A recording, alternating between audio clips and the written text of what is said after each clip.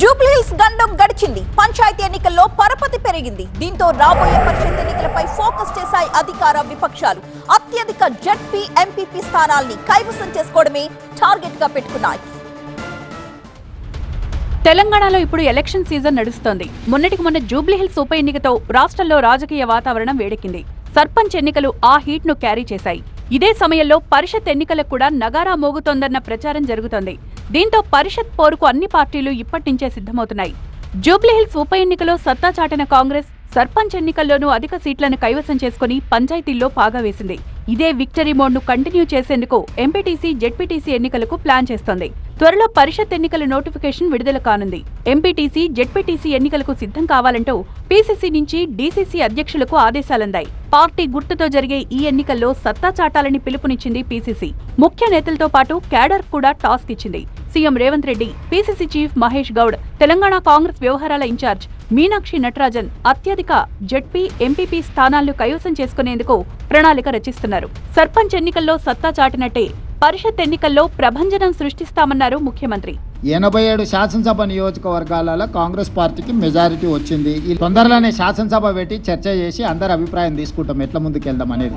ప్రతిపక్షాలకు కూడా అవకాశం ఇస్తాం. ఆ ఎన్నికల్ని ఎంపీటీసీ, జెడ్పీటీసీ, మున్సిపల్ ఎన్నికలు, మున్సిపల్ కార్పొరేషన్ ఎన్నికలు, వీటన్నిటికి సంబంధించి కూడా తొందరలోనే శాసనసభ సమావేశాలు ఏర్పాటు చేసి ప్రతిపక్షాలను కూడా అడుగుతాం ఏ విధంగా ముందుకు వెళ్తాము, 42% బీసీ రిజర్వేషన్లు ఏ విధంగా సాధించుకుందాము, భవిష్యత్ కార్యాచరణ ఎట్లుంటే బాగుంటుందో ప్రజాస్వామిక బద్దంగా చర్చ చేసి అసెంబ్లీలో ఆ తర్వాత ఎన్నికలపై ఒక నిర్ణయానికి వస్తాం.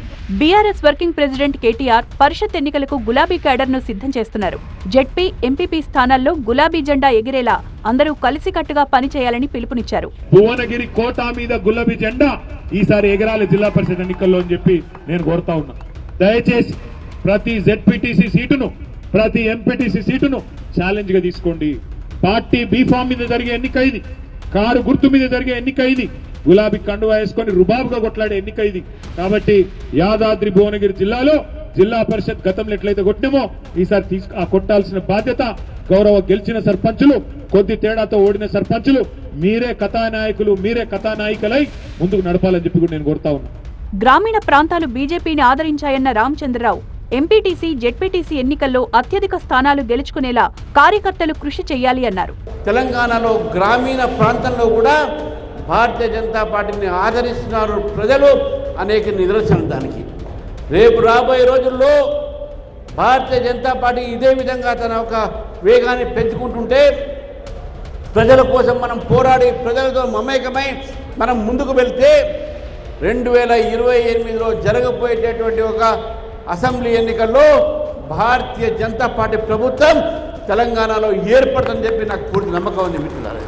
సర్పంచ్ ఎన్నికల కన్నా పరిషత్ ఎన్నికలను ప్రతిష్టాత్మకంగా తీసుకున్నాయి అధికార విపక్షాలు.